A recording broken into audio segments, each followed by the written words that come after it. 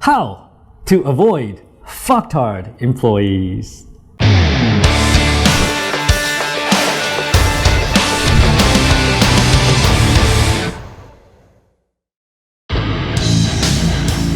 Hey Tom Peng, love what you're doing on your channel, buddy.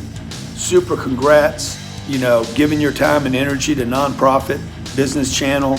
Look, man, keep driving that audience. So Tom Peng, look forward to spending some time with you. I know you got the right mindset, so I'd love for you to share some of that from the big V. God bless, be great. 10X. Well, first of all, I am not wearing my suit today. I'm in a t-shirt. You know, but I want to show you this. Like, my t-shirt says, just keep going, right? So yeah, that's my mantra, right? No matter what happens, you know, no matter what frustrations you have, big frustrations, small frustrations, you don't let those things stop you. You keep on going. What does it say? Just keep going, right? Just keep going. Do you agree with that, Miss Truk? Yes. When things don't go your way, do you stop? No. No, right? Oh, by the way, Miss Truk there sits across from my desk. I see her face every day. Look at that face. All right? She's smiling, but normally she's like angry all the time. But not true, not true. How to avoid fucktard employees. So what am I talking about? How to avoid fucktard employees. Are you a fucktard employee? No. She has all the right answers to my questions, right? So yes, we want to avoid fucktard employees. If you're a business owner, you're an entrepreneur, you run your own organization, you want to avoid them. You want to identify them early, because when you hire fucktard employees, they really can damage your company. They really can be very expensive. So you know, I hired thousands of people in Vietnam and in other countries over the last 30 years, and probably interviewed more than 5,000 or more. Right, so I have a lot of experience in failing to hire the right people, and I have a lot of experience in you know, meeting a lot of fucktards in my organizations. Right, and they are very expensive. So I have developed a sense of, you know, how to identify them early. The earlier you identify them, the better, because you're not always going to make the right hiring decisions. You're going to make the wrong hiring decisions a lot of times, right? And hiring is a numbers game. You're gonna hire some great people, but they're gonna be in the minority. Most of the people that you hire are gonna be, you know, shit. But you need to identify them early, so you minimize the risk to your organization. So how can you identify them? How can you avoid them, right? So I have developed 4 different signals, right? So when I look at someone, you know, if I see these 4 signals, 4 signs from them, then I know they're a risk. They might be a big risk, so I will share with them to you today. And you cannot find this information anywhere else, because this is really coming from my personal experience. You're not gonna read this anywhere in a blog or anything, because I'm really sharing with you from the deepest part of my brain, like all of my experience, right, to you. So how do you identify, you know, people that are potentially fucktards, all right? So first type, right? People that ask you this question, all right? Do you trust me? Right? If your employee asks you this question, do you trust me? Right? That is generally a sign that they're gonna be a royal fuck up. They're gonna fuck you up so bad, right? And how do I know that? Because again, personal experience, people ask me that question generally end up being total fucktards. All right? And why do they ask this question? And by the way, let's go to Miss Truk right now, right? Did you ever ask me that question? Not yet. Yeah, okay, good. Because if you do, then, right? Okay, so yes, why do they ask that question? Because generally that means they're not doing so well. Maybe they're not achieving the result that they want. They're asking you this question so that they have more time. Do you trust me? And as any good manager, leader, boss, you would say, yeah, I trust you, even though not really, but you know, but you would say, yeah, I trust you, because that's the right thing to say when people ask you that question, right? And you say, yeah, I trust you, and now they have more time. They have more time to continue their fuck up, right? So generally people ask this question because they're not doing so well, and they hope that you trust them enough that you don't bother, like you don't look at them too hard, right? So that they can continue to do whatever they're doing. and maybe they're not doing the right things and causing, their objectives to not be successful, right?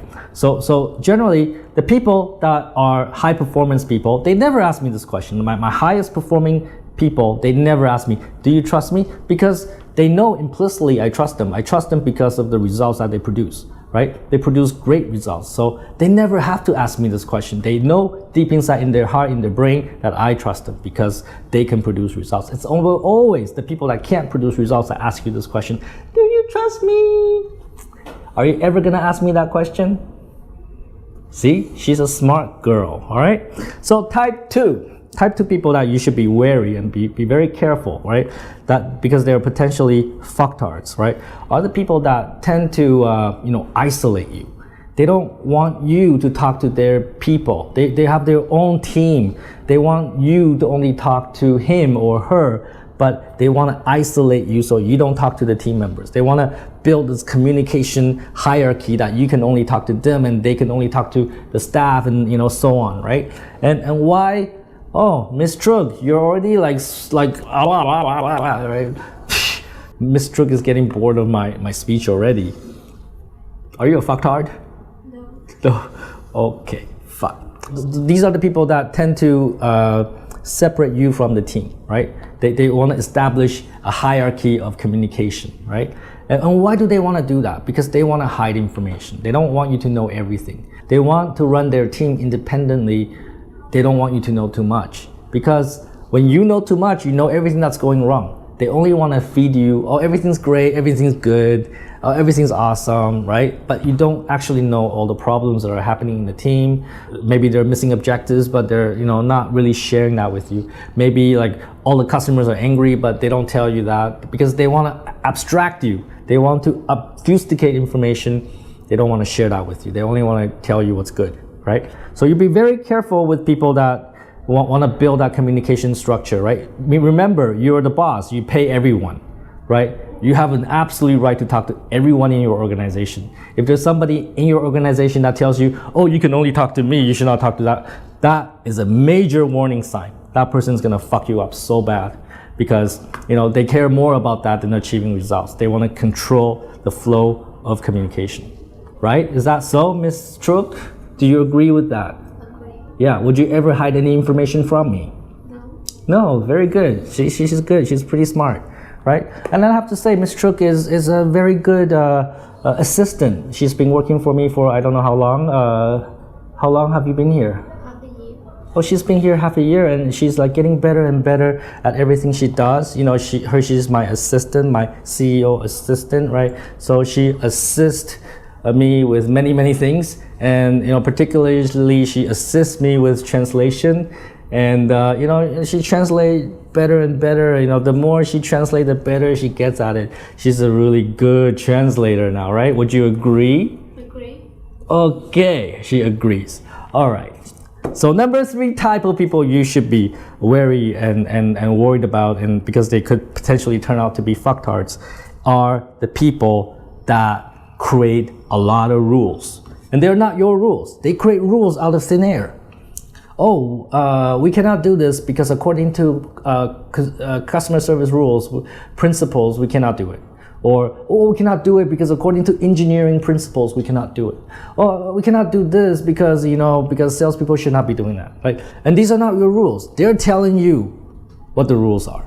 They're defining the rules, what can be done and cannot be done. And they create a lot of rules. So much so that your company becomes, your organization becomes incapable of accomplishing anything because you have all these rules stopping the team from achieving anything, right? And why do they create so many rules, Ms. Truk? Do you know why they create so many rules? No. Okay, fine. I will explain, all right? So the reason why they create so many rules, oftentimes, and they will explain like this is good for efficiency, good for company, good for many reasons. But ultimately, they create these rules to relieve themselves of responsibility and also workload, right? They don't want to do too much work, so they find a reason to explain, oh, customer service should not be doing this work because, well, the real reasons they don't want to own that responsibility or they don't want to do that work, but they will justify it in other ways. Like, well, it's not good for efficiency or whatever. But as a smart leader, you have to figure it out. Of course, as leaders, we want efficiency. We want organizations to run with utmost efficiency, right? But you need to be able to identify what is bullshit and what is not. And oftentimes when they have a lot of rules, it's bullshit. They're just relieving themselves of the responsibility of the work. They don't want to do it. They don't want to do the extra work. They don't think it's their job, right? So they create rules to justify it. So you be very careful of people that create a lot of rules in their teams, and those rules actually don't benefit the company in any way. Be very careful of that. Those people will fuck you up, and they're true fucktards. And the number 4 type of people, that will become fucktards, and you can see the signs, is people that don't follow rules, right? They don't follow rules. And oftentimes they come into the company, they're like hot shot. They don't really care about the rules. They want flexibility. They want a lot of flexibility. Whatever rule they break, and they break the rules in the name of getting results. Oh, if I have to close the customer, I cannot follow these rules. I have to break them. All right. And for a short term, you'll think, wow, these guys are cool. These guys, they don't follow the rules. They're rebels, and they achieve results. But I'm here to tell you that this is short term. This is very short-term thinking, because maybe they can achieve short-term results, but when these people don't follow rules, ultimately your whole company will stop following rules, right? And when you have a company that don't follow rules, system, process, you will turn the whole company into fucktards. And ultimately, when employees don't follow rules, that also means that potentially they can break big rules, like ethics and morality, right? The people that tend to break rules easily, they will also cheat on their taxes. They will also cheat on the company. They will demand kickbacks from vendors. Right? So if they are not rule followers, they are more likely to do things that are unethical. So these are signs that you need to watch out for. If you have employees that basically has no regard for company process system and rules, then you need to be very careful that ultimately they're going to make everybody not follow rules. And then when people don't follow rules, they're going to do things that they're not supposed to. And that could ultimately hurt your business. So again, I summarize here, right? There's 4 warning signs from employees that you hire. Early warning signs that you can identify them as fucktards, so you can make early decisions as to what to do with them. So 1, people that ask you, do you trust me? Warning sign number 1. Warning sign number 2 is people that tend to hide information from you. They don't want to share too much information, especially bad news, with you. And they don't want you to talk to their team members. They want to control who talks to who in the company. You're the boss. You can talk to anyone. All right. Number 3 warning sign is people that create a lot of rules and those rules sometimes don't make sense. Those rules only exist so that they can minimize their responsibility and also their workload. That's really why they create all these rules. And number 4 warning sign is that they don't follow any rules, right? So they break every rule in the book in the name of achieving results, but ultimately they will fuck up your company. So take fucking action. Be wary of the type of warning signs I just told you, and don't be a fucktard.